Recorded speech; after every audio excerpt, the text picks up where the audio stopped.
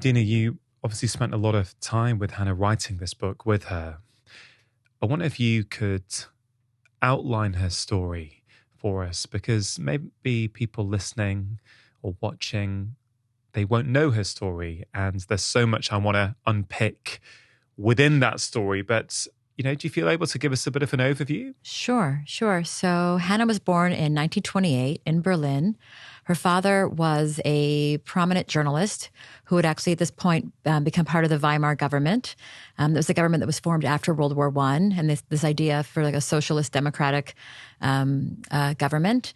But it was, of course, in the throes of after World War I when Germany was sort of tearing itself apart over what had happened and of their terrible sort of humiliating defeat in the war. And her father was one of the few Jews in the government. And he happened to also be a religious Jew, which is sort of unusual for the time to have a religious Jew in such a high post. But it was a very privileged life that she first was born into. Her family lived across from a beautiful garden in central Berlin called the Tiergarten. She'd walk along the rose gardens with her father and go to the zoo and look at the elephants. And she would visit him at his office near the Reichstag, the seat where the government was. He was observant of Shabbat, so he couldn't drive on Shabbat or take public transportation. So they would walk together sometimes when he had work to do there. And in the evenings, they'd go to, her mom would whisk off in beautiful velvet dresses with her father to important occasions and parties and whatnot. But the world suddenly became darker and darker and darker outside her door. The Nazis were the Nazi movement was rising in power. Through her bedroom window, she could smell the smoke of books being burned. She could hear the sounds of boots on the ground as they were marching through the town, shouting anti-Jewish and anti-foreigner slogans. So this is many years before the war actually started. Yes. This is 33. This is like 32, 33. When she was still in Berlin. She was this tiny little girl, 3-4 years old. And her first memories basically is of the sounds outside and sort of her parents' worried voices, and then watching the house being packed up, this beautiful grand apartment being packed up, and the family had to become refugees. Her father had been speaking out very prominently against Hitler on the radio, in newspaper columns, and he'd been fired from his post in the government, like all Jews at this point had been fired from their posts in the government, and he felt they had no future in Germany. And her parents felt incredibly connected to Germany, like so many Jews living in Germany. They were active in culture and in medicine and in teaching, and they felt they were very fabric. And all of a sudden the country was turning against them as this hatred was rising. They were 1,000 years in Germany, the family. 1,000 years? Yeah, so they were more German than the Germans. Right. And they felt like this. Right. And so it must have been heart-wrenching to suddenly feel in your to be a refugee homelands that you're no longer welcome. Yeah. Her father had been a soldier in World War I. Like so many Jews. So many Jews fought in the World War I. This is Hannah's father. Hannah's father, your granddad. Yeah. Wow. And also my great-grandfather, he was one of the leaders of the Jews in Germany. And as leaders, they took care of the Jews in all the world, like in Morocco, like in Ethiopia, like in Russia, like in Warsaw, in Poland. They were really around all the Jews in all the world to help them, to help really the poor people of them. Yeah. So the family are living in Berlin. Things are starting to change dramatically. And you write at the start of this book, I think, in the early chapters, basically about the family having to pack up and leave and take refuge in Amsterdam. Yeah, and it's interesting. They briefly touched down in England actually, but ended up ultimately in Amsterdam. And like a lot of refugees from places of conflict or war, they kind of think they'll wait it out, right? They'll wait out. Holland borders Germany. They thought, in the early days, they could even still visit Germany before the war. So they thought, the way you see today, people fleeing Ukraine, where do they mostly go? Poland. They're close by. They'll go back. That's what they hope. And they began to build a new life in Amsterdam. It was extremely difficult. They didn't have much money, and they didn't speak the language. Hannah, Ruti's grandmother, described Dutch as a throat condition, not a language. And they basically, Hannah's parents created a sort of an agency for fellow refugees in their living room. Because he understood that the Jews will come there. Yeah. They will have to fly from Germany. Right. And there wasn't a lot of support inside the country for helping German refugees inside Holland. So he and a colleague and friend named Mr. Lederman created this like 2-man agency basically in the living room. And Hannah's mother helped out as the typist and secretary. And they were just sort of beginning to settle in, and they had just arrived. And Hannah was terrified of going to school. She didn't speak a word of Dutch. She didn't know anybody. She had to be sort of pried off of the door of the family front door to get her to go to nursery school. And at nursery school, this big, beautiful Montessori school, which still exists in Amsterdam. Does it? Wow. With the same plays that the children play in the same places. The same Nothing games. changes there. Wow. Yeah, these sort of high ceilings and beautiful doors leading out to a garden. It was, at the time, sort of a new idea of progressive education. And her parents were progressive, and they wanted her to have a progressive, liberal education. And she was sort of a shy child. And she was clinging to her mother's skirts, and she was terrified. And speaking to the teacher and looking around at the children all busy with different sort of games and places. And she sees a little girl with shiny black hair playing silver bells. Yeah. And the girl turns around, and they look at each other, and they have this moment of recognition, because just the day before in the grocery store, Hannah and her mother had overheard another woman and her daughter speaking in German, and they had exchanged a couple of words at the grocery store. And that was the little girl from the grocery store. And this little girl playing bells turns around, sees the very shy Hannah, looks at her, they recognize each other, and they run into each other's arms with a big, big hug, chattering away in German, 2 little refugee girls. And that little girl's name was Anne Frank. The Anne Frank, who I'm now learning that her name's actually Anna Frank, not Anne Frank, as it's often said. So Anna and Hannah, that was the start of this beautiful, poignant friendship that is detailed so wonderfully in the book. It's also with the parents. The parents became very good friends. Every Shabbat, every Saturday, they used to eat together. So it's very Shabbat is traditional. Right. So Jews have the Jewish Sabbath begins on Friday night, and there's a traditional meal that goes with that.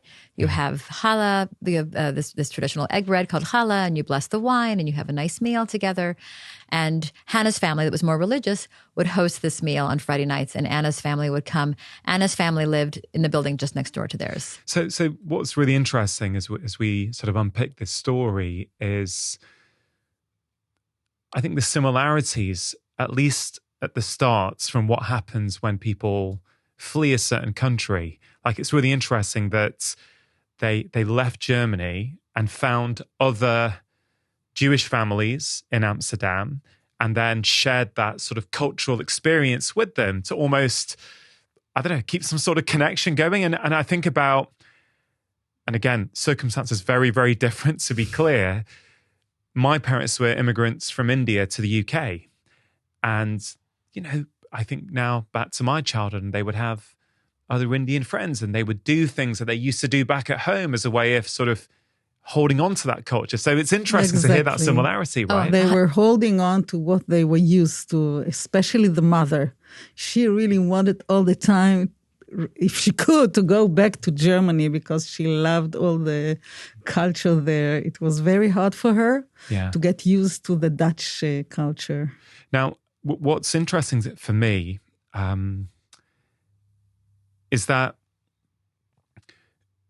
we go through in the book, in the first person beautifully, Hannah writing about her experiences in Amsterdam, meeting Anne Frank, going to school, the things that other little girls go through, the things they were talking about, the things they were getting teased about. It feels like you're reading a really good fictional novel, yet it's actually real. It's all real.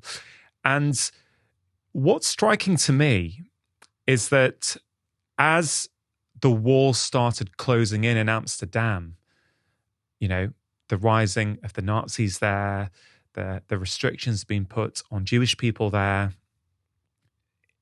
she comes across as really upbeat, like an optimist. Like even though they couldn't go to certain cinemas or no Jews allowed at that swimming pool in what she considered her home, certainly as I read the book, I read a story of someone who is optimistic and positive. Is that fair to say? She was very optimistic, I think, till the end of her life. Yeah. Really? And I think maybe because of this, she had good life.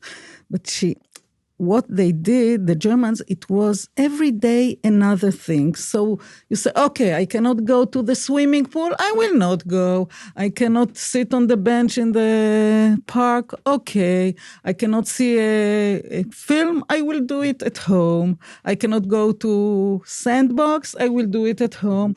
So every day a new law, but you wanted to get used to it and say, okay, I cannot go with a bicycle. I will go by foot. I cannot go with the bus. Okay, I will. Everything they tried to get used to it and said, if this is what it is, it's not so bad, They didn't know on that time that all the Jews are sent to being killed in Poland, Yeah, they didn't. So it's really interesting the way the Germans handled the Dutch story. When they ended up invading in May 1940, they called it a velvet conquest. So at first, everyone was terrified. I mean, imagine Hannah is in her bed. She hears the sound of what she thinks is thunder. It turns out it's planes. It's Nazi warplanes flying overhead. The invasion has begun. So let's just get a timeline here. Okay, How old is Hannah at this time? She's 11 years old. Okay, so and that just gives me shudders when I think about how old my children are at the moment, right? So she's 11 years old. She's living her new life in Amsterdam, her and her family have fled from Berlin because they're scared and worried. And now they're getting scared and worried. And she, despite all the restrictions, she just goes to bed one night and she hears what she thinks is thunder, but it's actually planes. Yep. Okay. And she runs to her parents' bed. And she jumps into her bed with her parents to be comforted. And they also think it's thunder at first. And then the father draws back the curtains. The first light of morning is beginning. And they see plane after plane after plane. According to some accounts, the planes were flying so low that they could actually see the swastikas on the wings. Rotterdam at the time was being bombed into basically oblivion. Amsterdam was not bombed, but the planes were coming in. And her father, who was a very calm man otherwise, very sort of fastidious, flies into a panic. He's convinced the Germans have come. He's going to be a public enemy number one because of his past government job and being a critic against Hitler. And they start trying to destroy any evidence they might have in the house of his connection, of his past life. So out of the drawers come files and files of papers. And Hannah's job is to take the papers which they're tearing up and toss them into the toilet and flush them down the toilet. And at the same time, her mother sees a bronze statue of her father's former boss, who had been the president of Prussia, who was one of Otto Braun, who was one of Hitler's rivals, I guess you could say. And I think that's incriminating evidence. So they start hauling down the stairs of their apartment building, the statue of Otto Braun, and they shove it on the sidewalk, and they look around them, and all around them are other German Jews. This neighborhood was in South Amsterdam. It was a new neighborhood. A lot of German Jews, refugees, had moved into this neighborhood, and they were also trying to get rid of whatever they thought might be incriminating. And people were burning papers and files that they thought might be problematic. So people are in a panic. He left the house. He left the house for 5 weeks. He thought maybe he will find... This is Hannah's dad, your grandfather. He left the house because he was afraid when the Germans come, they will take him for sure. Yeah. So just again, I don't mean to keep pausing the story. It's just because obviously people may not have read the book yet. I hope everyone reads it. It's so compelling and engaging, and I really think it will help everyone. But I'll be honest with you, I couldn't put that book down when I started reading it. I was on holiday with my wife and kids, and I just couldn't stop reading it. And every time I stopped, I would just hug my kids a little bit more. I was just a little bit more grateful for my life. Honestly, like it's one of those books where I don't think I quite see the world in the same way anymore. But my kids at the moment are 13 and 10. Exactly the Right? age. So now you're telling me there's an 11-year-old girl who is now trying to help her dad hide incriminating evidence because the Nazis are coming. That is a completely different childhood to the childhood my kids are currently experiencing, that's for sure. So there's fear, anxiety, watching your dad probably change overnight in terms of character. I don't know. I mean, tell me, what was that like? Yeah, no, he was very scared, and what he did was he tried to come here to this country. He tried to come to England, like thousands of other people. He rushed to the shores. He rushed to a port city about an hour outside of Amsterdam, hoping to catch a boat to England. And although thousands and thousands of people went to that shore, I think in the end 200 people were able to somehow secure passage to England. So it was this complete time of panic. And as Ruchi said, he lived in hiding for weeks and weeks until he finally came out. Yeah. Can I ask one thing that I've been thinking about a lot? That the title of the book is My Friend Anna Frank. Hannah's story herself of this move, her going to concentration camps, her surviving it, what happened afterwards, which we're definitely going to get into. That story has full merit of its own, right? Mm. So why the title, My Friend Anna Frank? Yeah, I think the title comes from this idea that the through line of her entire life was her friendship with Anna Frank. She moved, by chance she happens to befriend a little girl that becomes the face of Holocaust victims. Yeah. Anna Frank has become sort of an icon, a symbol. The numbers are too much to grasp. 6 million is too much to grasp. 1.5 million children were killed. Yeah, and she is the face of the children of the Holocaust. And there's a certain heartbreaking irony where we hear these exchanges in the book between Hannah and Anna when they were little, and Anna wants to be famous, right? Exactly. And her name is known all over the world. It's quite something, isn't it? Yeah, and to think that Anna was writing in captivity. For over 2 years, she was living in this prison, which was called she called it the secret annex, this attic above her father's work.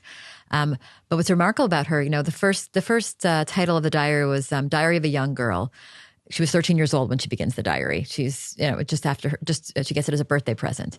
But she's 15 years old when about 9 months before she's arrested, a minister from the Dutch government in exile, based in London, has a broadcast. By the way, it's illegal to listen to this broadcast, but they're in hiding and they're listening to it. And he says, Dutch people, save your diaries, save your letters, save any kind of first-person accounts of what this wartime is like, because after the war, people are going to want to know and need to know how we survived this moment.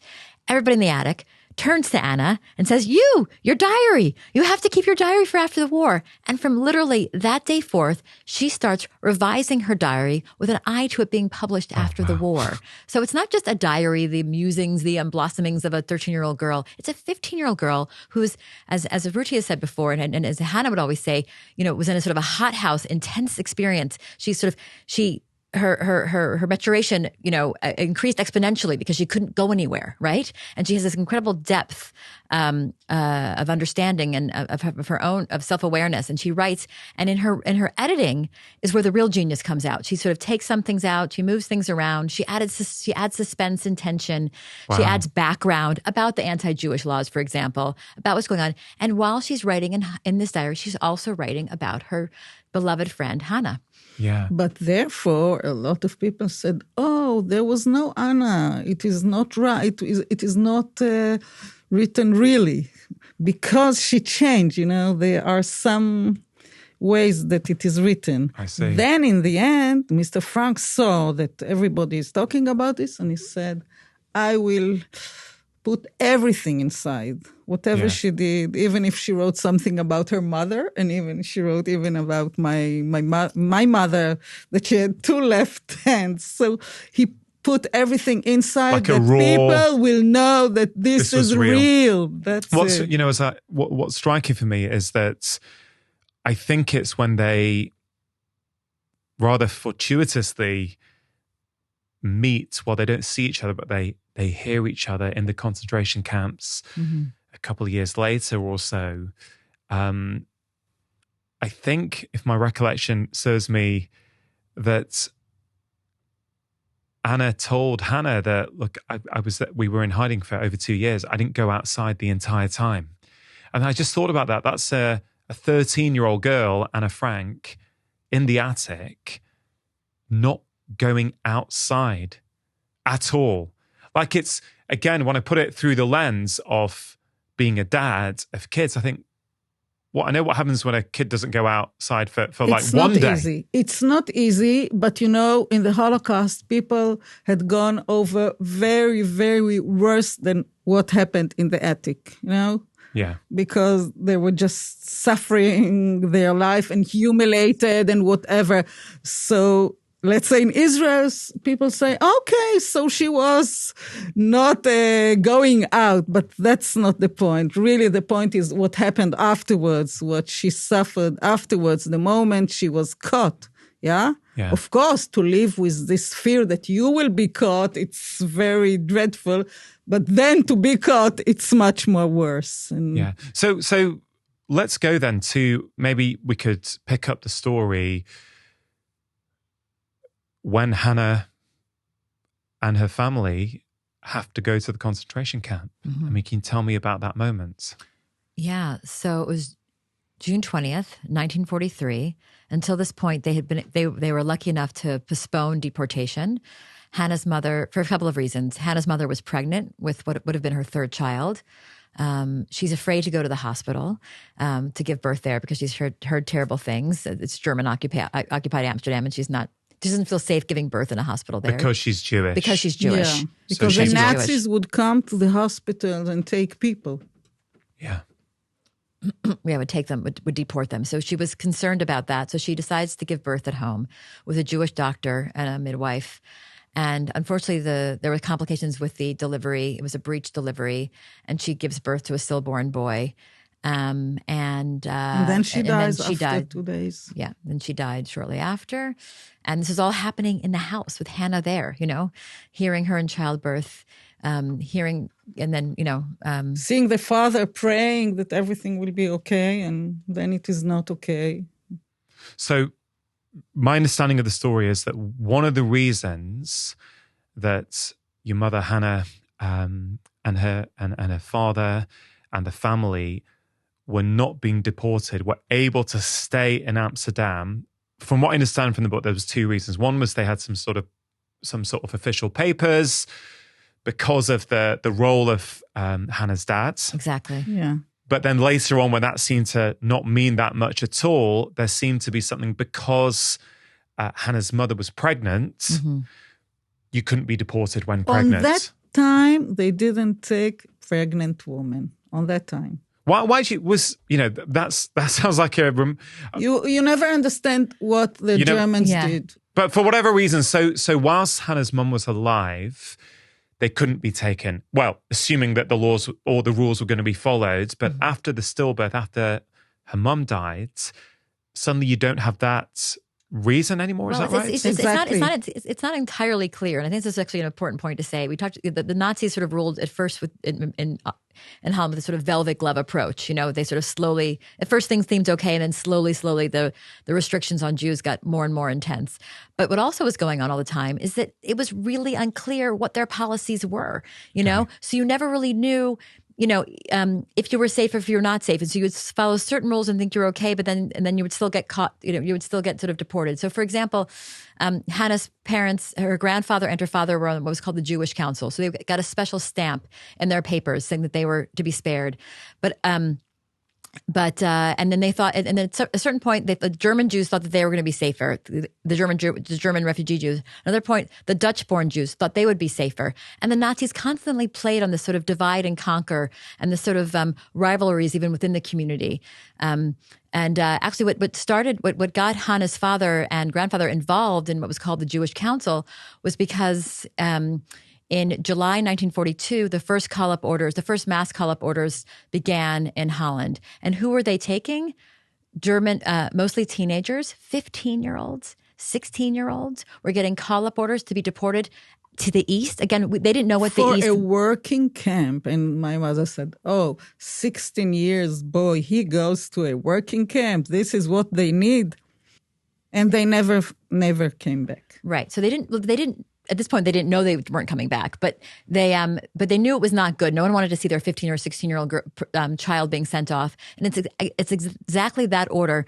The Frank family got an order that Anne's older sister, Margot, who was 16, was going to have to get called up. At this point, imagine the Frank family had been planning for over a year, I think, to go into hiding. But they weren't quite ready to go into hiding yet. But they move up their plans once Margot was called, the order for her is called up comes, so that she will not be taken away. The way it's written in the book is very much that one day Hannah just goes round to Anna's house. This is how it happened. For whatever, to play or... Exactly. Yeah. And actually they're just like, so no, they've gone to Switzerland. Right, exactly. Only later on did she sort of connect the dots and realize that Margot had been called up, and that's why the timing was... and of course it was a complete surprise. And of course they had to be told that because you couldn't share these things with anyone. And when my mother was going back from this house of Anna, she saw her friend Alfred Bloch, and he got the same calling from the German, and he had to go because he couldn't go in hiding, and he was killed in 2 months. Yeah. So just to back up a minute, I mean, so that night in July, if you were in those apartments overlooking this beautiful green square at 2 a.m., if you pulled back your curtain, what would you see? You would see a scene of dozens and dozens of 15 and 16-year-old Jewish teenagers. I'm going to cry, sorry. With their rucksacks and their bedrolls, they were told very specifically what to bring. And they were walking quietly in the darkness to the central train station of Amsterdam. Their parents were not allowed to come with them because there was a curfew. Jews were not allowed out of the house after 8 p.m.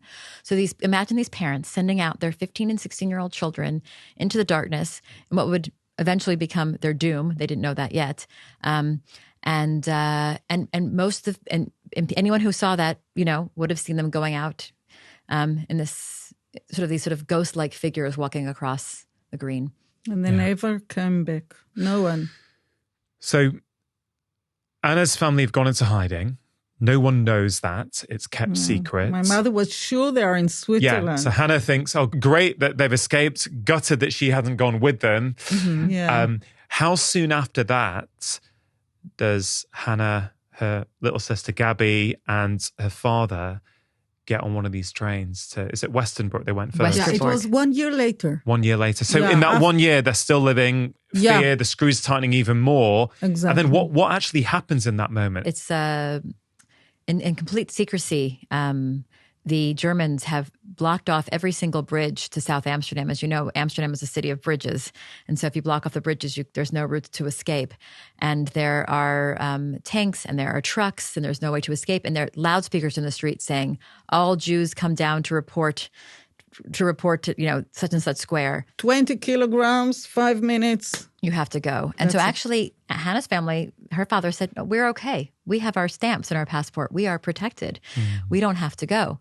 And then, lo and behold, there's a knock on the door, and they're told very quickly they have to, that their stamp means nothing, and that they have to go and report down to the square below. And so how many? So it's Hannah. It's Hannah, her little sister, who's just 2.5 years old. So her sister Gabby, and the grandfather and grandmother, her dad, and her grandfather and grandma. So 5 of them. Head down to the main station. Mm-hmm. Well, first they go down to another sort of square area where the Jews are being assembled. And imagine people are bringing their bags again and their bedrolls, and they're bringing winter coats because although it's June, they know they're going east, and east can be cold. They don't know if it's a different country, or they just know on the compass we're going east. It basically. is not good, but they don't not know. good. But what's interesting at that same morning of June 20th, 1943. At 6 a.m., just a block or two away from them, we talked about Mr. Lederman, who worked together with Hannah's father. He had a daughter named Sana. Sana was Zane, short for Suzanne. She was good friends also with Hannah and Anna, and they were a threesome. And tell us how do you say? Hannah, Zane. And she was a beautiful little girl with dark hair, braids, very musical. Sweet. Her parents were musicians, and they're also from Berlin. Part of that milieu we were talking about before. They would have Sunday afternoons of concerts in their home, very cultured people. Her father was a lawyer. And she had an older sister. Her name was Barbara. And so Barbara had a boyfriend who was in the underground who had warned her, do not get deported, because if you get deported, what's happening, what we're hearing in our underground sources is you will be killed. Do not go. And in the end, Barbara goes underground and gets fake papers. Her parents refuse to do so. Her father, like so many other of these German Jews that were kind of sticklers for just doing everything the right way, he said, I have never broken the law. I am not going to break the law now. If I'm called up, I will go. By chance, that night before, she had snuck out of her hiding place, had come back to the family home because she missed her parents, and she missed her little sister. And she again pleads with them, come underground with me, come underground with me. And they say, no, we can't do it. That morning at 6 in the morning, before anybody else knows, someone from the underground has been sent to collect her, to tell her, to warn her to leave. What is that person's name? Their code name? Cassandra, of all names. Cassandra, the Greek, the warning, the doom, the person giving the word of doom. And she tells her parents, and they say, no, we are going to go. And they're sort of pleading and going back and forth. And the father at one point says, my child, you have my blessing. Go. And she goes across. She couldn't take Zane. She couldn't take her little sister. Her parents didn't want to part ways. So she's gone. She's gone. The elder daughter. She's still living in the United States. She's still alive. She's 97. She's 97 and still alive. And Yeah. so she was living underground. And I think her hiding. husband got such a Nobel Prize. He was a Nobel Prize winner in chemistry years later. Anyway, she And the other three in the family? all murdered in Sobibor. But they left behind letters. The family left behind letters. And those letters were very helpful for me when I was working on the book. How did you get the chance to even write this book? Yeah. How did that come about? So by chance, like 20 plus years ago, when I was working as a journalist for the Associated Press in Jerusalem, I was assigned to interview Hannah. And I was so delighted. I was so nervous. I was so excited to meet this here. As you described, like I felt like Anna Frank was one of my friends after reading about her. And then I was going to meet a real life friend. And I was so moved and I was so taken. I always remembered her story. And in January last year, I got a phone call from a literary agent saying that Penguin Random House was looking for a ghostwriter. And they didn't know who the person was. They just said it was a Holocaust survivor and she was 93 years old. And just by some strange chance, 3 weeks earlier, Hannah's name had like popped up into my head. And I Googled Hannah Pick-Goslar to see, honestly, if she was still alive. I just wanted to know if she was still with us. And I was so relieved. Oh, she is. Yeah. And then 3 weeks later, I get this phone call basically asking if I'd be interested in throwing my name in the hat to help write this story. So you get the gig to write the book. And look, it sounds like you were familiar with the story of the Holocaust in quite a lot of detail from your work as a journalist. And I'm also the daughter of a family that were refugees from Nazi Europe. So really? Yes. So it very much felt like in some ways, sort of a person. It felt almost like called to the story in a way. Yeah. So you already know a lot of the facts, right, of what's being presented about what happens. But then there's logical facts and then there's emotional experiences. And often they're two very different things, right? So I guess has something changed in your outlook on what happened in the 1930s and 1940s from your conversations with Hannah? Because you knew it all before, I guess. You knew a lot of it before. But so what changed in you? Because suddenly I was walking in Hannah's footsteps. I was like thinking Hannah's thoughts. I was trying to get into Hannah's emotional state of being. I sort of had to sort of like become a vessel for Hannah, as it were. And it was so intense and so involved that after Hannah and I would have a session, we would both say, "Oh, we're so tired." But I remember a few mornings we would sort of come back together, and she would say, "Oh, I was having bad dreams again." And I was like, oh, I was having bad dreams again last night too. It was almost sort of like our dream worlds kind of intersected because I was sort of living and breathing her experience so intensely. So involved. Yeah, so that I sort of took it on almost as my own. I know you heard this conversation before you came on the show. I spoke to Edith Eger a few years ago now, a conversation that truly changed me. And she was in Auschwitz concentration camp. And I know she's given a wonderful front cover quote for this book. Have you ever met Edith? No, but I would love to. She's the hero of mine after reading her book. Yeah, I mean, she calls this book heartbreaking and life affirming. And that there's something about that. That's how I feel about it. There's something harrowing about the story, but beautiful at the same time. The great friendship that, when you are starving and you think to bring food to your friend that is starving, or you think she's even more starving than you.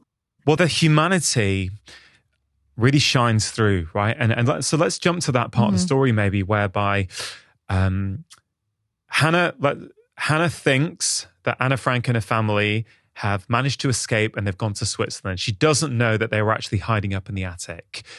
So she thinks that her friend Anna is safe. Hannah then with her family is in a concentration camp, not eating much. They're starving. They're having to do the most just horrendous things. And then she gets word that her old friend is Anna over the fence. Is just over the fence.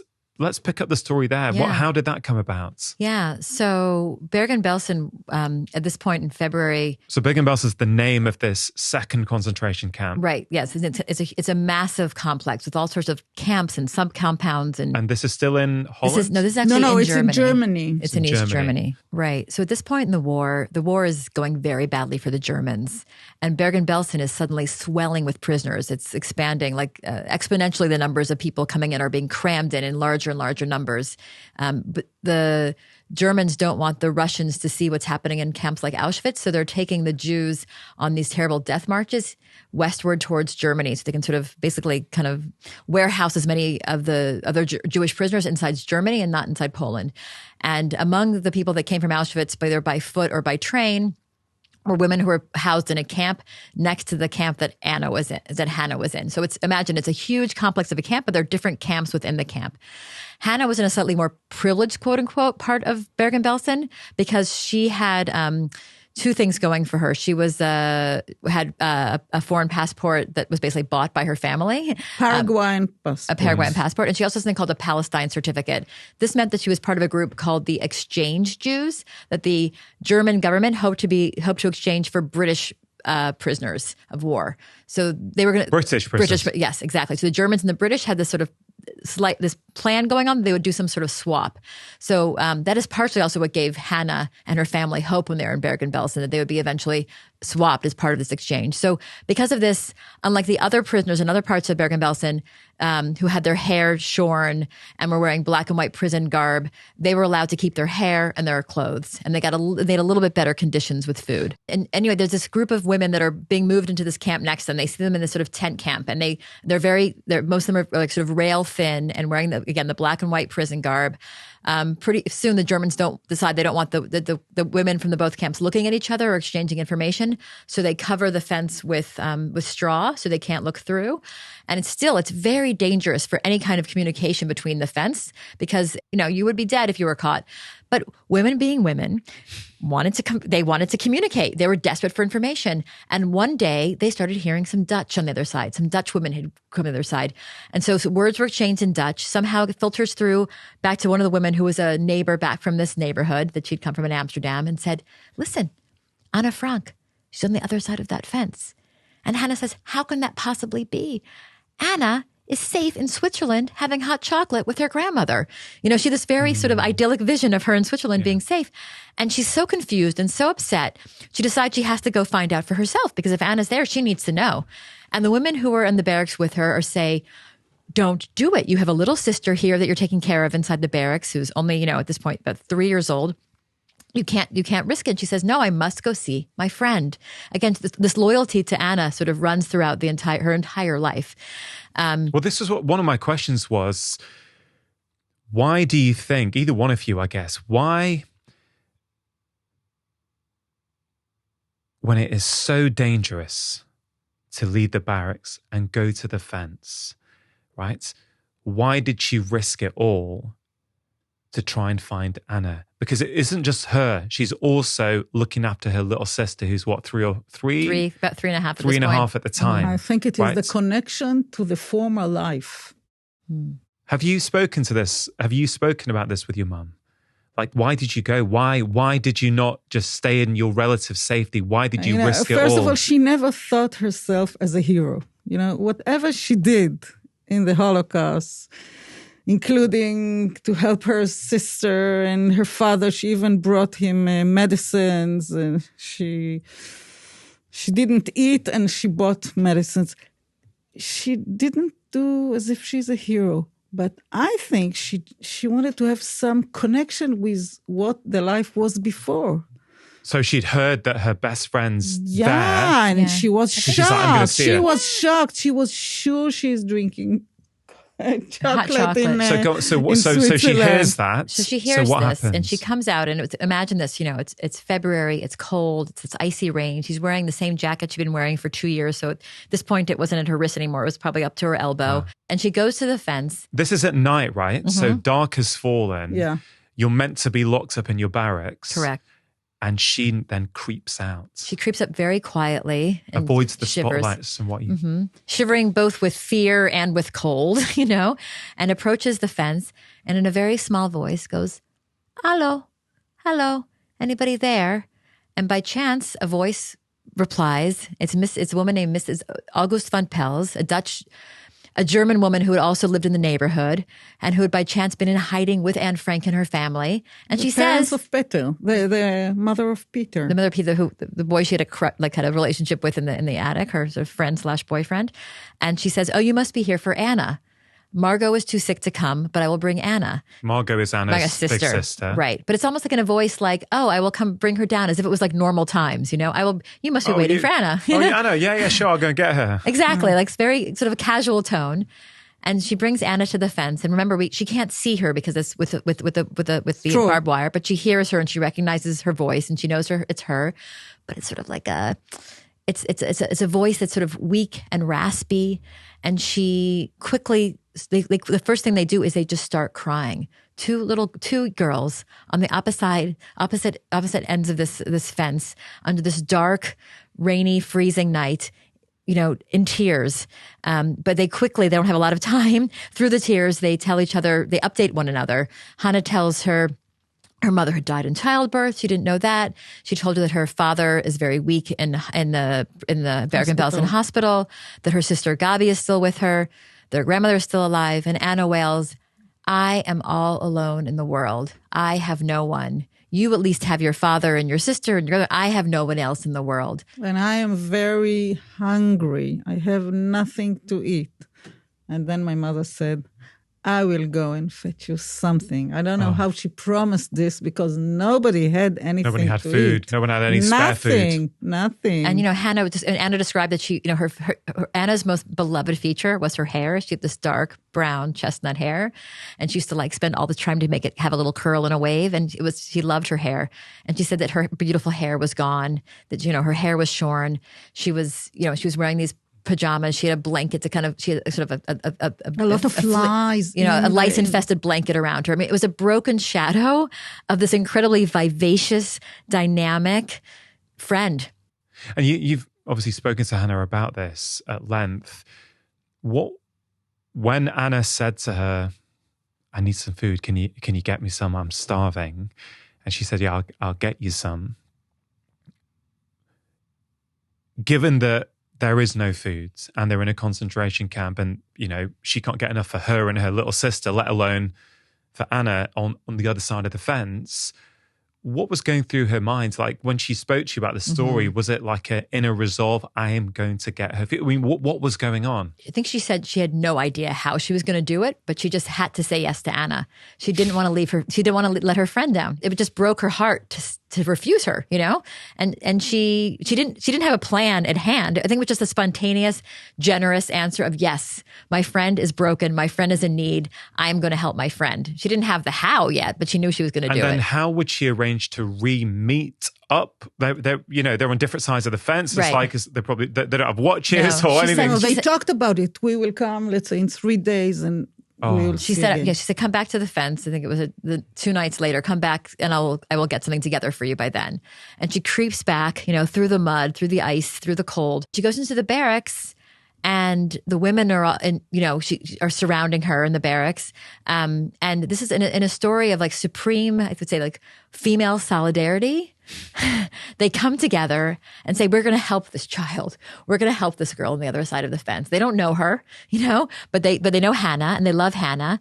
And if you remember that, in the barracks, so many people had been separated from their own family members and they kind of created new families and new connections. And there's a woman named Mrs. Abraham who had 7 children who took on Hannah and her little sister Gabby as her own. And they created their own sort of nest, as it were, within the barracks. And she had a sister, and it was remarkable. And I think in other times in history, I think back to the story of African Americans in America when they lived in slave cabins, and so many of their members of their families were being sold by the owners to different people, and they had to create their own families to survive. You had a family, or you had someone, you had strengths. The moment you were alone, you really had no chance. So this Mrs. Abrams with her 7 children, let's say today you want a babysitter from a neighbor and they have 7 children, they will say, oh, we cannot take your child. No, she said, your father helped everybody. Now it's my turn. The humanity, the kindness, when you're starving and everyone's starving, no, we'll help you. We'll help you get some food to your friends. When I spoke to Edith Eger on the podcast a few years ago, there's so many things I remember from that conversation. But one of the things she said to me, or one of the stories she relayed, was about how kindness ended up saving her life. She once got given, from memory, like a little rusk of bread. And she said it would have been so easy just to eat that myself. No one was around. I could have just had it all, and I was starving. But I didn't. I broke it into 6 or 7 pieces and shared it. And then at some point in the future, when they were on what she thought was their death march just before liberation, Edith shared how she just didn't have the energy to go on, and she was just lying there on the ground. And those same people who she shared the bread with came to help her. Yeah. And so I think there's a beauty in the midst of this torture and dehumanization. To see the humanity of humans people. Can still be kind. Yeah. And they kept that. And that's what I think kept them together. They could say, we're in the midst of complete barbarity. We're being whipped and tortured and killed and left like less than dogs on the road, I mean, again, imagine outside of their barracks, there were piles and piles of corpses. In the book, when Hannah's father has just died, she didn't want to look anywhere where she previously is at trucks where you'd see the legs of dead bodies. People. So I don't want to see any of that because I don't want to see my dad's legs. Exactly. And it's unimaginable to someone like me what that is like. Completely unimaginable. I can read it, I can hear it from you. And it wasn't that long ago. That's the really profound, scary, worrying sort of message for me. That's a question I have for both of you, actually. And I wonder what your mother, Ruthie, Hannah, would say if she was here. Given what she went through and overcame and the beautiful life that she lived afterwards, right, which I definitely want to talk about, is there a feeling that this could happen again? Exactly. People say what you, as the second generation of the Holocaust, say. And I think really the feeling that everything can be nice and lovely and it can be broken in one moment. I guess the wider question is then, why is it so important that this book was written? Why are survivor stories like Hannah's so important? Millions and millions of people were slaughtered in the Holocaust, right? And the world was completely silent. Her neighbors were, for the most part, completely silent when they saw those kids in rucksacks going across the square, when they saw the call-up orders of the Jews in their neighborhood, like Hannah's family being loaded into trucks and on to what they went on to. People were mostly quiet. When good people stay quiet, terrible things can happen. When racism goes unchecked, it can lead to hatred. Hatred kills. Hannah saw that in front of her own very eyes. And by chance, she survived that hell. And she's able to tell us throughout her life, she never stopped telling the story, right? And in this book, it's all sort of in one place. And we need books like this. We need books that tell people not just what Anne Frank went through in the Holocaust. What Anne Frank tells us all takes place in the confines of the attic. She didn't get to write the book about the horrors that came after. This is the book that Anna didn't get to write. Yeah. But my mother saw also good people. Let's say the woman of the Rabbi Koretz that gave her for Gabi 2 glasses of milk. Now, Gabi was 3.5 years old, and they only gave till 3 years old. But these 2 glasses, this is between death and living.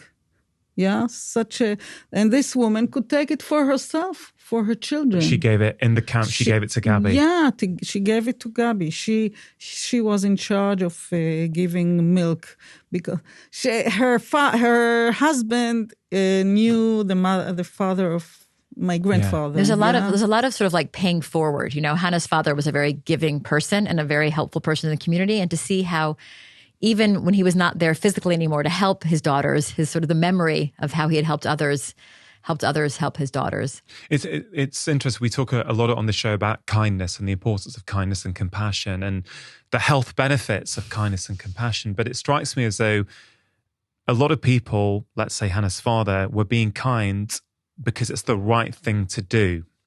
Just because that's who we are. We have a strong faith. This was the way of living. That's the way of living. That's what you do. And I guess that's a message we can all take. Like, you never know when the kindness you give out to people will be repaid. Like, don't do it for that reason. Exactly. Right? Do it because it's the right thing to do.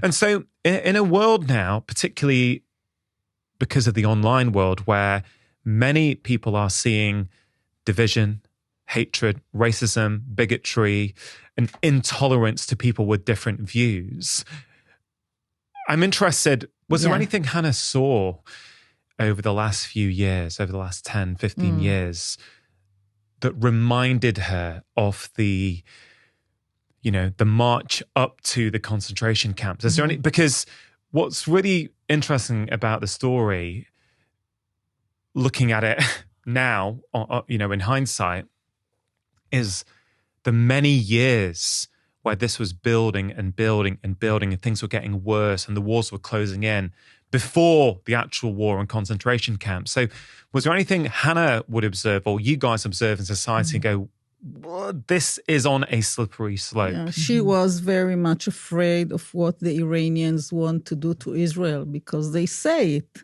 We want to sweep Israel. And this made her very, very frightened. So hearing that language was triggering for her? She was afraid of it because they say, we want to sweep you out. And she said, how can it be after the Holocaust that the country can say something to kill others and that they will not be anymore? I was really struck by Hannah's interest in the world. She was a very curious person and very, very much focused on the news and what was happening in the world. And till the end. And when we in the last months of her life, it was the same time that there was the uprising of women in Iran. So she was always very aware and attuned to sort of injustice in the world, no matter where it was happening. And I think, I don't think she felt that the coast was now clear. The whole reason she kept telling her story from 1957 onwards, 1957 is when Otto Frank kind of anoints her and says, will you go speak about your story? And imagine 1957, most Holocaust survivors were not telling their story yet. Nobody was talking in Israel. They would say to them, oh, you went like sheep to slaughter. And the survivors were a little bit ashamed, Rita, can I ask you, you said there was a guilt with the survivors. Was the guilt that they had survived, whereas others had died? Or was there a guilt and shame that they'd actually ended up there? Both of them. It was very complicated. But other people would look at them and say, what did you have to do to survive in the camps? And they would say, like, my father or my family didn't survive. What bread did you steal out of someone's hand? She came to Israel. It was a brand new country. And there was this founding idea that, we are strong. We are, we have to be strong and mighty. And the idea of the victims of the Holocaust, it felt like they had done something sort of almost shameful by not surviving and not rebelling. a remarkable thing is that, a few years later, after in 1961, Adolf Eichmann, one of the architects of the Holocaust, is apprehended. He's in hiding. He's living in hiding in Argentina. And one of the most amazing things to me about Hannah's story is how she touches on so many historical turning point moments. She happens to move in next door to Anne Frank, who becomes the face of the Holocaust. She herself survives the Holocaust. She's in the early days of the founding of the state of Israel. And then one of her cousins, by chance, is the chief interrogator of the Mossad, and apprehends Eichmann and brings him back to trial. If you don't believe in fate or some higher powers, then this story really makes you think about it. Even the fact that by chance, amongst tens of thousands, hundreds of thousands of prisoners, she's somehow just across the fence from her best friend Anna. I mean, let's just go back to that story for a minute. So sure. we've got to the point where she gets word that Anna's next door. She's shot because she thinks she's in Switzerland. She has that little conversation with her, comes back, tells her, the women in her barrack, look, my friend's starving. We need to get food. So they somehow get some food together. Yeah. Then what happens? Yeah, they somehow, and they, again, like you mentioned with Edith, people have food and they usually save it for themselves, right? So a couple of weeks before, one of the only Red Cross packages had actually arrived to her side of the camp. So everyone got a little shoebox size of dried fruit and a few rusks, not very much. And some of them had squirreled little bits and pieces of it away for themselves. But when she came and said, listen, I need help, everybody started going back to their bed and tucking things out from under pillows and bringing a little bit of this and a little bit of that. And they put it inside of a sock. And Hannah went off again in the cold, in the bitter. So she snuck out, risking her life again. Right. Exactly. To throw it to Anna. And she goes to the fence and she calls out Anna. Anna comes to the fence and she says, hi, doesn't waste any time. I'm throwing it to you now. And all of a sudden she hears, she hears footsteps and she hears a scream, a primal scream. It's Anna screaming and crying and sobbing because those footsteps belonged to a woman who'd come and stolen the food package out from under her. She was also hungry and she took it. So this is really interesting. So there is kindness and humanity, but there's also self-preservation. But you cannot judge it. You can't judge it. Exactly. I get it. No. And I think any of us who think we know what we would do. We don't know what we would have done. I agree. Mm-hmm. We just no idea when that sort of pressure is exerted on us, how we're going to act. We don't know ourselves. We don't. No, it's a test you never want to have to undergo, right? Yeah. So Anna doesn't get the food. And she is inconsolable. And Hannah, in order to placate her, says, don't worry, I will come back. And I will come back tomorrow night. Just come back to the fence tomorrow night. I will find you food. And again, she has no idea how she's going to make this happen again, how she's going to make something out of nothing. Because she has already gotten from the people. But she just, again, another act of friendship, another act of giving and loving and caregiving. I mean, Hannah, after the war, becomes a nurse. And she is, in her very being, she is a caregiver. And so she says, I will bring you something. Just stop crying. Just stop crying. I will come back. And so she does get some food together. She goes back to that amazing group of women and their solidarity and their friendship and their kindness. Again, they scrimp and scrape whatever they possibly can find. And she goes back, creeps out into the dark night again. Again, imagine every time this is risk of being shot and killed on the spot. And she comes out and she creeps. And this time they're a little bit more strategic. She says, I'm throwing it to you. She says where they're sort of say where they're standing so because they can't see each other, remember? Yeah. They make sort of a triangulation kind of a plan. She throws it over the fence. Boom. Anna catches it. Wow. And that's the last time they... Yeah, because then the grandfather was very ill and Her father, Hannah's father. He died. Sorry, Hannah's father. Yeah. So she stayed some days, as if to mourn. So when she left Anna Frank for what is now the last time, right? So I'm just interested what was going through her mind. So she's got some food this time for her friends. Mm-hmm. Her friends relieved that she's got it. How did they leave it then? It was very, very rushed because they were, and they knew that the time was limited. So it was a very rushed, but the fact that they were able to say to each other, maybe we'll see each other in the fall at school. Here they were, again, completely dehumanized to the ultimate degree. Their families, they're basically both orphaned at this point, or on the verge of being orphaned for Hannah. And yet they could still imagine a better place. They could still imagine a normal world outside of this planet called hell, called Bergen-Belsen concentration camp. They can imagine going back to school in the fall, which to me is actually very inspiring, that they could still imagine some sort of real normal life. I've written in my notes, one of the things I've circled is the words imagination, because it strikes me throughout this entire, and I'm aware the book can only detail certain moments of a long story, right? So there's many days probably tedium, heartache, torment, seeing people be murdered, torture, that you can't write. It would be 100 times the size, right, to detail every day. But you would need imagination to get through, right? Mm-hmm. I think imagination helps you stay normal, as if to go to another world for at least some minutes, not to be tortured, just to be in another place. Helps you stay alive. Yeah, very much so. And I think Hannah there was a roadmap for her in her life. Her father kept saying, we are going to be exchanged one day, and we are going to go to Palestine. We are going to go what they called Eretz Yisrael, the land of Israel. At this point, it was British Mandate Palestine. And so they always had that hope and that imagination. And she could sort of imagine a life, living on a kibbutz, becoming a nurse. She had where to go, and she had an idea of how she was going to get there. This idea of hope, again, is something I think about a lot. There's many famous people who have survived the Holocaust who have written books. Well, but maybe not enough, actually, but there's a few, right? So Viktor Frankl and his book, Man's Search for Meaning, he talks about purpose. And about exactly. This is what she had. Yeah. And she had a meaning, first of all, to take care of her sister. Well, this is it. There's this bit in the book, page 236, and it's this idea that they go to sleep together each night together. They wake up together. Her with her little sister, Gabby, who's 3 at the time, 3.5.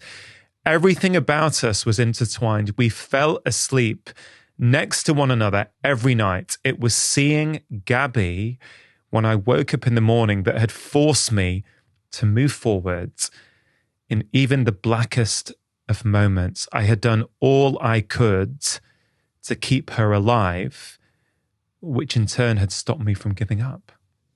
Exactly. It was from both sides. She took care of her sister, really made her stay alive because she had significant for her life, like Viktor Frankl says. Now, I want to draw not a comparison, but I just want to share something, not in any way to trivialize this. Honestly, I'm not saying it's the same thing at all. But one thing as a doctor that I see, and there's good research on this now, is that when we do things for others, when we volunteer, it can be so powerful for our inner well-being. Exactly. Many people who suffer with depression, actually volunteering and getting out in a community where you have to do things for others, where you feel that people need you and they rely on you, I have seen transformative changes. Now, I'm not at all comparing that to being in the Holocaust, being in a concentration camp. But it's interesting that there's a theme there, that when you have hope, when you have to do something for something beyond who you are, you can get through stuff. The principle is the same. Yeah. That you take today old people that come and help other old people. It gives them hope and significance to their life. They are not useless. I was going to ask about Gabby. So I have to tell you. So about Gabby is your is your auntie, right? My great aunt. So how old is she now? 82, okay. Full of life, like my mother. I cannot imagine this. If I ever come to visit in Israel, which I hope to do, I'd love to meet her because you will meet her. You will be impressed. I've read about her as a little girl, and one of the most profound things in this book for me, I mean, I could give you a list, but when they are liberated, And Hannah talks about it. I think it's spring, and there's flowers, and she goes, "Oh, I don't think Gabby knows. She doesn't know what a it flower is. Not what chocolate And is. that just not hit what me. Cookie is. That just hit me right in my heart. Like maybe 4 years old, she has no idea the colors of a flower, and it just dawns on you how, I don't know, ridiculous, how crazy this whole situation was, how dark it was, How people did that to other people. how people did that to other people. But you know, That's the remarkable thing, isn't it? There's other humans are doing that to other people. Why? Yeah, right. Hatred. It just goes to the old, people talk about anti-Semitism as the oldest hatred. We look at, racism and prejudice around the world. And Jews have been experiencing it since time immemorial. And at a time like today when anti-Semitism is again resurging and hatred is again resurging, and the way leaders speak, in the sort of the rise of the far right and the rise of the sort of incredible sort of divisive and cruel language, and outsiders and insiders and foreigners and nationalism. I mean, a lot of the echoes of what we heard, at the dawning of the Second World War, or even the First World War that led to the Second War, we are hearing again today, those messages, things that we never thought we would hear before. The fear, I think about my own grandparents who were living in Italy in 1939 and had to flee, and imagining them in their kitchen trying to, and trying to find somewhere in the world to go to. And that always felt so abstract to me. But in recent years, it feels much less abstract. Yeah. It's interesting. Recently, I'm not sure how much of this you're aware of. And I must be honest, I'm not, we're all biased in terms of what we're exposed to and so what we see. So the whole issue of refugees in the UK is a political hot potato. Let's put it like that. And recently, and this is not really a political show at all, like it's a health podcast, but I think this is really, really important because I think this absolutely impacts health. Like, the media and politicians often like to other people, because that's ultimately what we're talking about, isn't it? 100%. We're talking about just othering people. And it's when you other them, that's when you can start this slow decline and discrimination and prejudice and dehumanization. We're seeing so much division, and it feels really urgent, that like these, when people, especially with social media, and people don't feel any real accounting for their own words. People sort of throw things out, yeah. And the level of cruelty and the level of bashing the way of talking. When you write it on a paper or in the computer, you don't see anybody that you talk to. So people really write things very, very dirty, very not good. And people can also sort of hide behind these words. And you see people being, especially even to the refugee issue you mentioned, the sort of dehumanization and the language of sort of like cancer and vermin. And again, like those are the words that we heard back in the 1930s. So the message being words matter. And I think a take home for everyone listening or watching this. We say words can kill. If you are not saying the right words, it can kill someone. And not saying a word can also kill, right? I mean, words can be deadly, but silence can sometimes be even more deadly when the sort of fanatic minority takes control and sort of reason flies out the door. When good people stay silent, because it's too inconvenient for whatever reason. When people stay silent, that's when you look at the story of Hannah, when you look at the story of the rise of Nazism, including in Holland, is too many people stayed quiet. Too many people did not protest. In the section in the book on liberation, after they get off that train, I think the chapter is The Lost Train. And I mean, there's so many things in that chapter which are just incredible. One of them is then they're going around these, I think the Russian soldiers say, look, go and find some food here, get some shelter here. And I think Hannah was talking about this idea that the Germans who they saw were looking at them with almost hatred. And she was confused and saying, why are you looking at us with hatred? Why not look at your government or the Nazis with hatred? Maybe can you just elaborate on that? Yeah. It's quite striking to read that. Interesting. Yeah, I mean, they had been so indoctrinated that these Jews were parasites upon the nation, that they were the danger, that they were, taking over the country. They had forgotten that they were people. And even if they saw them coming off of the train, this train that was liberated by the Russians in the end, and then they really looked so bad. They were skeletal. Musulmans, they looked like going to die on the spot. Yeah, they were basically like sort of walking, living skeletons. Yeah, she was 30 kilos when she came out. Yeah, exactly. It's incredible. This reminds me of something Edith Eger also said to me in the conversation with her. And I think it kind of speaks to these themes. She says, I think she was referring to someone else, but she said, when a lie gets repeated enough times, it becomes true. It becomes the truth, right? Mm-hmm. And it kind of speaks to this. Right. And I think it is an incredible image when you think of it. Like here they are, they had been sort of protected in their homes in Germany, and they had been, this is a farming village that they came to. Their pantries were stocked with food. They were fine, right? But I don't know if it triggered some sort of guilt in them as well, that they suddenly saw these Jews that they had seen as some sort of like interlopers and dangerous figures, and now like in this looking as weak as possible, as weak and sort of, and I wonder if in some ways it pricked their conscience in some ways. I don't know. There's also this section again in this chapter on liberation, where I think her and someone called Robert from the train go into a house, and there's a German mother with her baby, and they've got, I think, cheese and jam and meat. And the German lady, I think maybe quite scared at seeing what they're going to do to he's like, please, this is all the food I have for me and my baby. And Robert and Hannah left it, even though they were starving, even though they'd been on a train, I think for 13 days, right? This lost train, they didn't know where they were going. Like they didn't even believe they were free. Get any food. They Nothing. still didn't take it.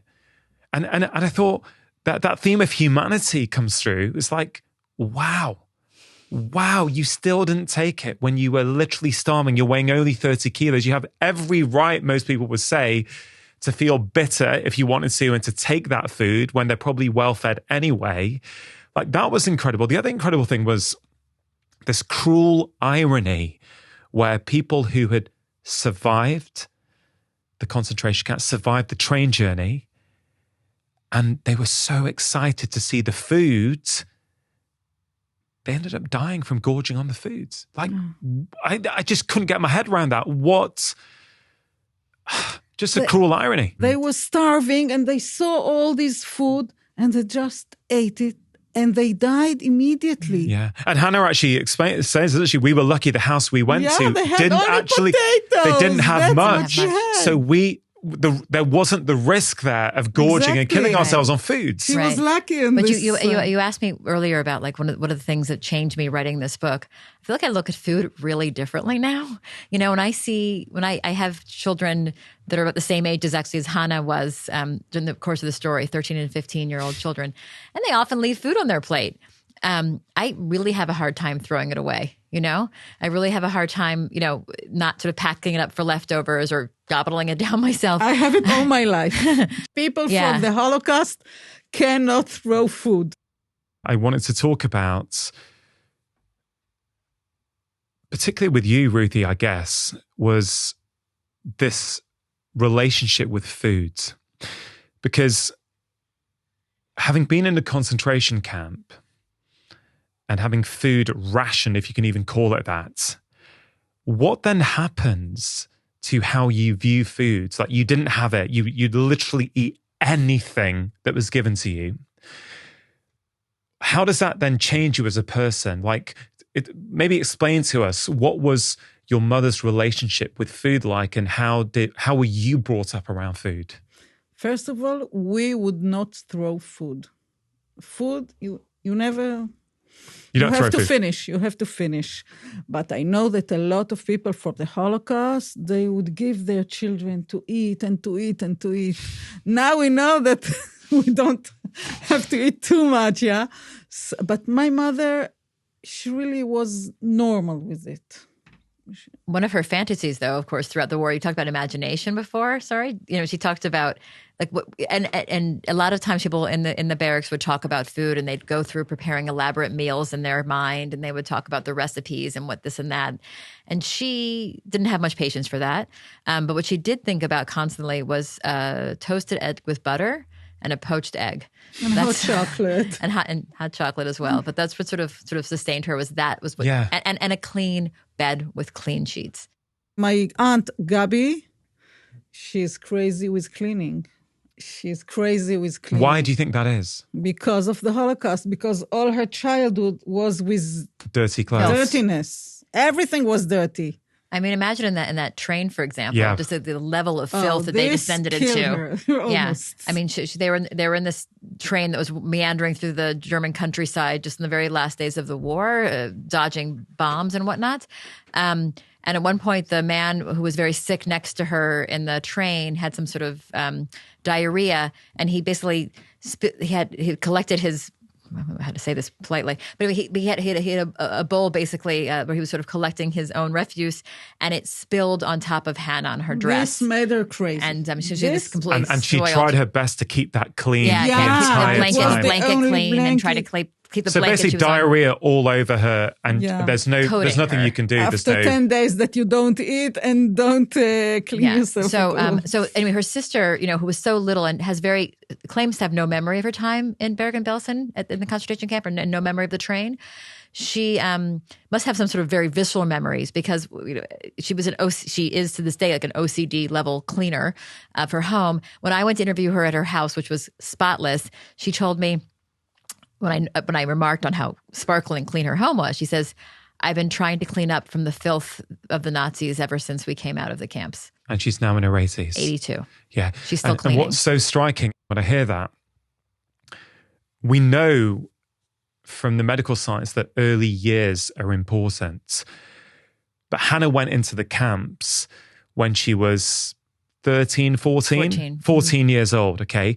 So although it's early, it's not as early as Gabby. So those years, we know 0 to 3, 0 to 7 are formative. So much of who we are and how we think and our behaviors are laid down or are strongly influenced by those times. So it's interesting just hearing this, that actually Gabby was so little and she's got no conscious memory, but her whole behaviors are basically showing that there is a memory, as you say, a visceral memory. Yeah. I think all the psychologists can throw all their theories when they see Gabi, because Gabi had really a very bad childhood and with evil and all this torture, but she grew to be such a good human being. All her life, she is doing good. She's volunteering. She's working. She was a very good teacher with the very hard children, with a lot of difficulties. Cases. Yeah, she was the teacher for these children. And then she had for old people, like a club that she was taking care of them, that we would laugh in the family and we'll say, oh, we would love to be old people in her club. And now she's all the time volunteering with Alzheimer. She's going, even in the corona, she went to people with Alzheimer and she's making with a flute and she's singing for them and she's talking to them. And then she was volunteering in hospitals to bring food to the people that are waiting for the ill people. And for everybody, she would come with good things, with chocolate and whatever. But for years, she's only doing good. And I say, wow, what happened from a child that saw only evil in the very, very significant years? What was the relationship like between Hannah and Gabby? I read that passage from the book, clearly showing how close and how much they would have bonded in the concentration camps. But when they are free, when they've made their new life in Israel, their mothers, their grandmothers, what was their relationship like? Yeah, they were very, very close. People can be close. Siblings can be close for sure. One might imagine after such an intense experience, there would be, not that you can compare these things, but a closeness almost on a different level. Did you detect that there was something about that bond which was, this is more than just a regular sisterly bond? Yeah, I mean, I think also their bond. I mean, Hannah basically became a surrogate mother for Gabi even before they were arrested and deported, because the mother dies in childbirth. So she's instantly, the father's overwhelmed, the grandparents are old, or she becomes sort of like the caregiver of her little sister. And there's actually a photo of her before the war in a sandbox, sitting next to her sister, and she looks sort of, she's 14, but she also she like has a mother. She looks like a mother. It's hard to put into words, but she just has that like look of responsibility and love in her eye already, even before she's, in the camps with her. I think there was a little bit of tension, after the war. This sort of relates back to your story about connection to food. They're in Switzerland after the war, recovering, both of them. And Gabi is put into an orphanage. And the people run the orphanage mean well, but they know nothing about children in trauma. They know nothing about children who come out of a concentration camp. And Gabi, who had sort of wasn't the best eater even before she was deported, she would sometimes throw up her food. And as a quote unquote punishment for this, the people at the orphanage made her eat the food she had just thrown up. Oh. And that traumatized her even further. So there was just, again, there was no understanding the children that came from the Holocaust and went to orphanage. Yeah. And then when she rejoins, they both end up in Israel in the early years of the state. But at this point, Hannah has gotten engaged and gotten married, and she sort of starts her new life with her husband, who is Ruti's father. And Hannah and Gabi is adopted by another family. And I think there was this, because they were so close and so intertwined, I think Gabi felt a little, sort of, I don't know, baffled or confused that she was not going to be living in their home with them. Yeah, I can believe that. And my mother was learning all the day in the hospital. In hospital, you have not to be at night, at daytime. So she couldn't be at home. Yeah. So then she went to a very good family. Yeah. This relationship to food's fascinating. Mm-hmm.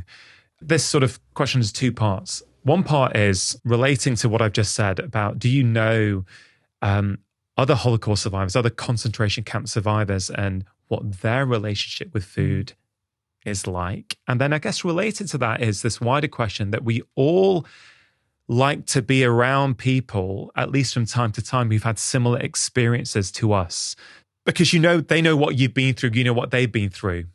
So the second part of this question is, would Hannah want to get together with other survivors, or is it something you don't want to talk about? I don't want to see other survivors. I want to get on with my life. Do you understand what I'm getting at? Yeah, I would say she was quite normal. She would go with everybody. She would talk with everybody. She was so open to know new things, to know new people.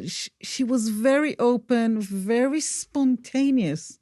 Yeah. As did Anna, I think, very much so. And you feel that when you read the diary, you feel that. But she also, I think, this appetite for life and always, she said sort of being up for anything. But to your question about food, I think other survivors, you hear a lot about survivors who would hoard food.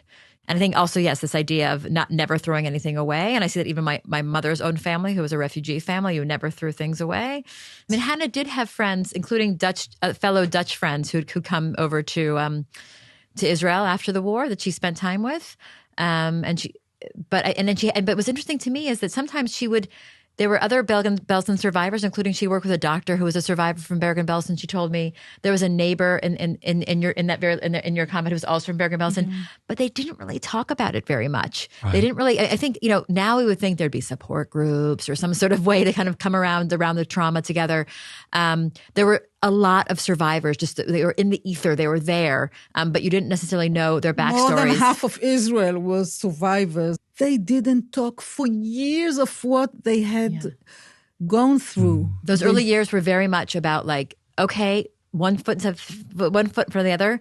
We have to marry. We have to create new families. We have to create careers. I mean, she was always very worried about money when she first came because she was an orphan. She didn't have any money.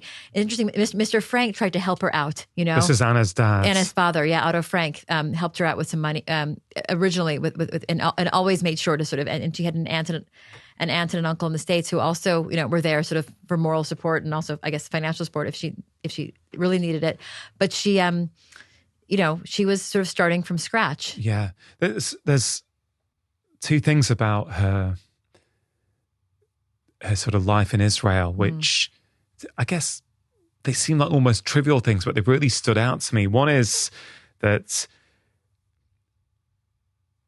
you said the cold never left her. And the way you write about it in the book, or the way it's written, is that even on a hot, boiling summer's day, she would still have a cardigan on. And that was really striking. Also, that she would give all of her, I think, grandchildren or great-grandchildren the gift of a particular quilt. Of them, she never wanted her. It's an eiderdown quilt. She wanted to make sure they would never experience coldness. A smidgen of the sort of the cold, the terrible gnawing cold. She gave all the grandchildren blankets, good blankets. There's two clear things which I'm sure there'll be much more in her adult life that was influenced by this experience, but one of them is not wanting everyone to be cold. Anyone that she loves, I don't want them to be cold or hungry, and we're not going to waste any foods, which of course makes complete logical sense, doesn't it? And just her, the one book she had throughout the entire time she was imprisoned was a biography of Florence Nightingale, the first registered nurse. And that is a book she paged through, the entire, repaged and paged through and reread many times over. And indeed she was, she basically was her sister's nurse in a way, and she was a caregiver, and she becomes a nurse after the war, and after in her early years in Israel, she becomes a nurse. And who does she work with? Children, young children. I mean, she described to me when she first was in Jerusalem and somewhere near the old city, and she saw children. I think they were young Palestinian children, and she saw that some of them, running noses and didn't have enough money, and it hurt her heart. Like all these years later, there were certain images of children suffering. She couldn't stand the sight of children suffering. And who did she work with for a good many years? She worked with immigrant children. And although she herself was a brand new immigrant, relatively, she was teaching the newer, even more brand new immigrants from other parts of the world. Yeah. Can I just touch on gratitude and appreciation for life? Now, I'm so interested and curious as to what Hannah's approach to life was with respect to gratitude or things not going her way. From your time with her, did you notice anything about gratitude and appreciation? Was there something there that was like, yeah, I can see that? Or was it not that obvious? I think it was pretty obvious. I think there was sort of this heightened appreciation for very small things.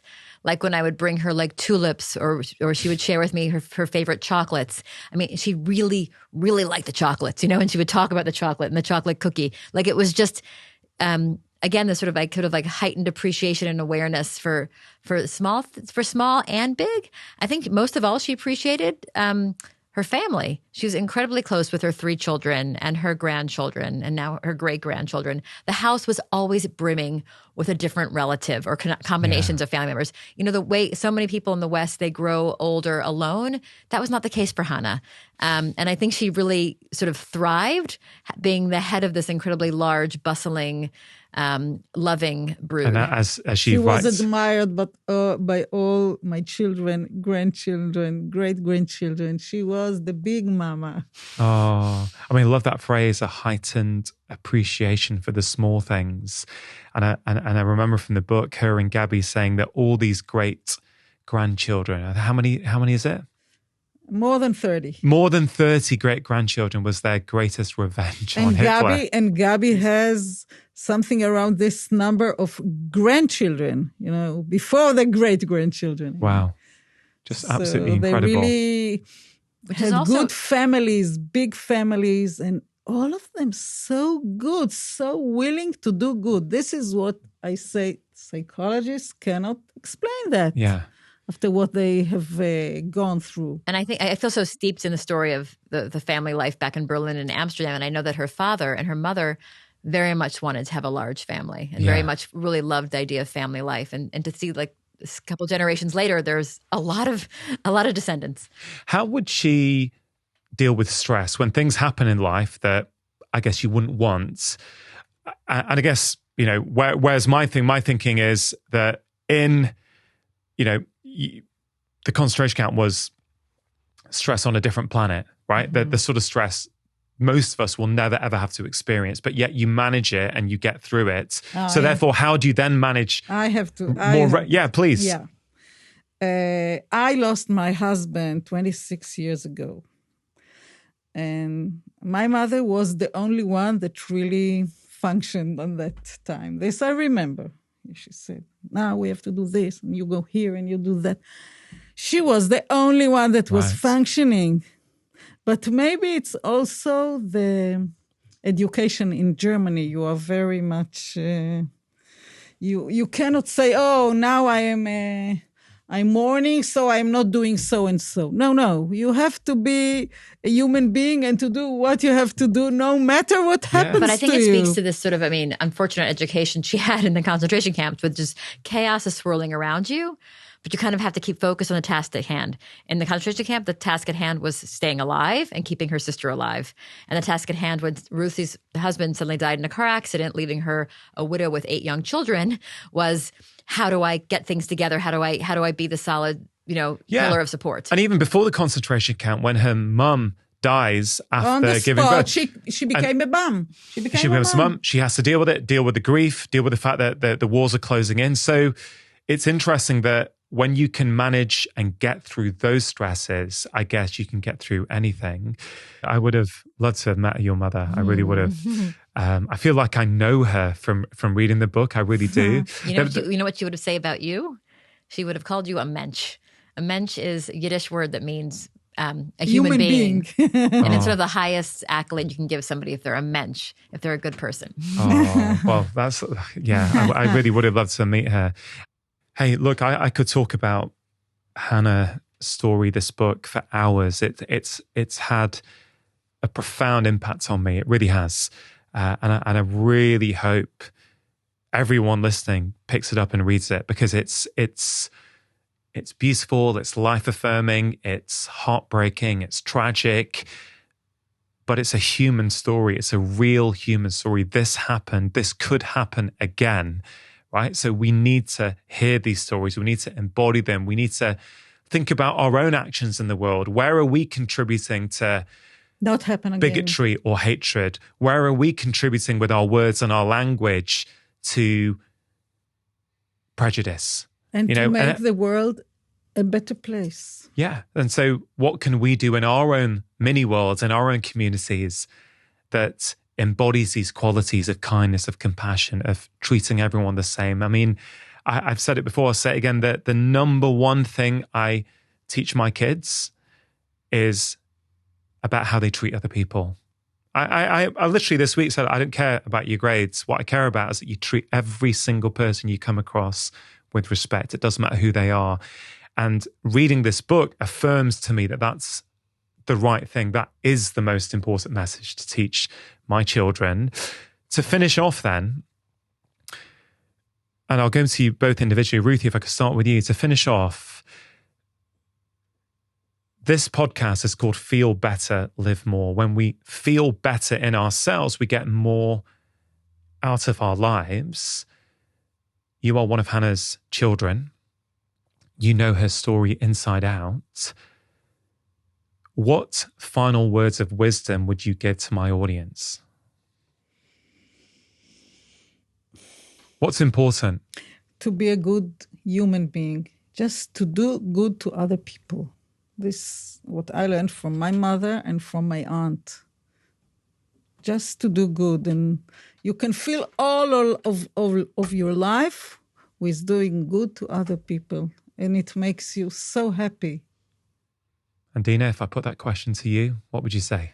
Hannah used to close her remarks to children and to others she spoke to, using the words of her own religion, saying, we are all created in the image of God. We were all created in the image of God. So I would want to, in her name, repeat that wisdom as well. But I would add to it to speak out when people are not treating other people like they are in the image of God as well. I guess if I could just add one more thing for my little, to answer your question before is, you asked, it brings us back to the very first question you asked about sort of what changed in living and breathing Hannah's story sort of in real time. The idea that things can change very quickly, and just that we all have to be very vigilant to make sure that we're good to each other. Yeah. She sounds like the most incredible lady. I wish I'd had a chance to meet her, but I'm delighted I got a chance to meet both of you. It's a wonderful book. Thank you for coming on the show. Thank you so much. If that conversation resonated with you, please do check out this one, the most powerful conversation I've ever had on this podcast with Auschwitz survivor Edith Eger. I have discovered my inner resources in Auschwitz, and they could never murder my spirit. It's not what happens, it's what you do with it.